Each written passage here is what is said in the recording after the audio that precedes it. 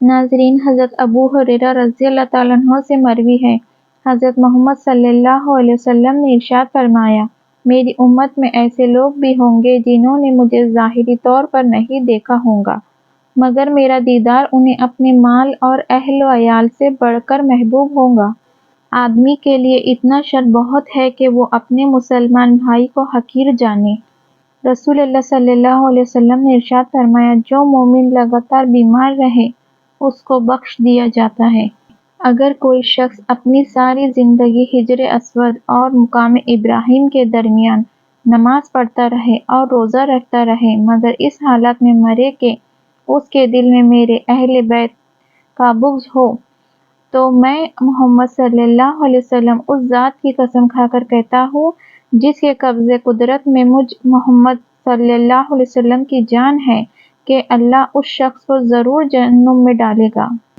خدا کی لعنت ہو اس شخص پر جو ماں اور اولاد میں جدائی ڈالتا ہے اور بہن بھائیوں میں تفرقہ پیدا کرتا ہے۔ حضور پاک محمد صلی اللہ علیہ وسلم۔ اللہ عز و جل کے نزدیک اس کے خوف سے بہنے والے آنسو کے قطرے اور اس کی راہ میں بہنے والے خون کے قطرے سے زیادہ کوئی محبوب نہیں۔ جمعہ کے دن اور شب جمعہ میں مجھ پر کثرت سے درود بھیجا کرو، کیونکہ جو شخص ایسا کرے گا میں قیامت کے دن اس کے لیے گواہ اور سفارشی ہوں گا۔ رسول اللہ صلی اللہ علیہ وسلم نے فرمایا، میں جنت میں تھا کہ مجھے کسی کے قرآن پڑھنے کی آواز سنائی دی۔ میں نے پوچھا، یہ کس کی آواز ہے؟ مجھے بتایا گیا کہ حارثہ بن نعمان کی۔ آپ صلی اللہ علیہ وسلم نے فرمایا، والدین سے نیکی کرنے کا ایسے ہی صلہ ملتا ہے۔ حارثہ بن نعمان رضی اللہ تعالیٰ عنہ سب سے بڑھ کر والدہ کے ساتھ نیکی کرتے تھے۔ رسول اللہ صلی اللہ علیہ وسلم نے فرمایا، ہرگز وہ آدمی جہنم میں داخل نہیں ہو سکتا جو سورج نکلنے سے پہلے فجر کی نماز اور سورج غروب ہونے سے پہلے عصر کی نماز پڑھے۔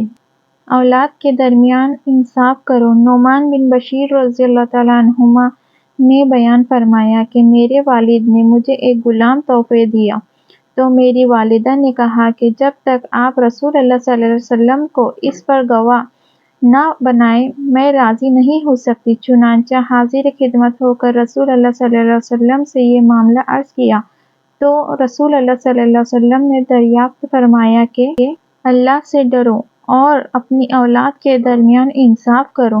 چنانچہ وہ واپس ہوئے اور تحفہ واپس لے لیا۔ حضور پاک صلی اللہ علیہ وسلم نے فرمایا، ہر کسی کے لیے دعا کیا کرو، کیا پتہ کسی کی قسمت تمہاری دعا کا انتظار کر رہی ہو۔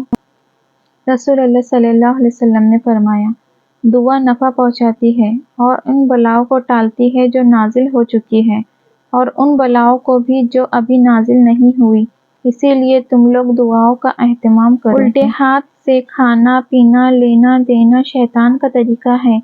تم میں سے ہر ایک سیدھے ہاتھ سے کھائے اور سیدھے ہاتھ سے پیے اور سیدھے ہاتھ سے لے اور سیدھے ہاتھ سے دے، کیونکہ شیطان الٹے ہاتھ سے کھاتا اور الٹے ہاتھ سے پیتا، الٹے ہاتھ سے دیتا اور الٹے ہاتھ سے لیتا ہے۔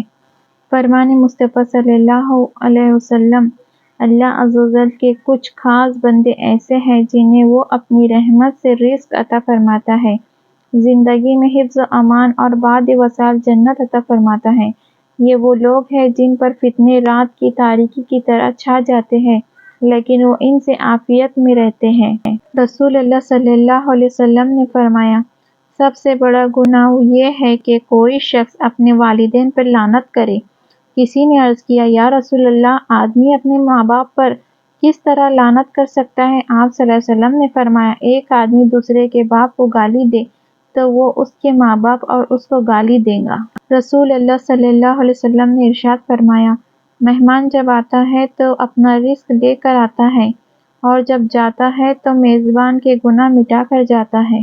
محمد صلی اللہ علیہ وسلم نے فرمایا، میں نے قبر سے زیادہ گھبراہٹ والا منظر نہیں دیکھا۔ 3 آدمی جن کی آنکھیں جہنم کو نہ دیکھیں گی۔ رسول اللہ صلی اللہ علیہ وسلم نے فرمایا، 3 شخص ایسے ہوں گے کہ ان کی آنکھیں جہنم کو نہ دیکھیں گی۔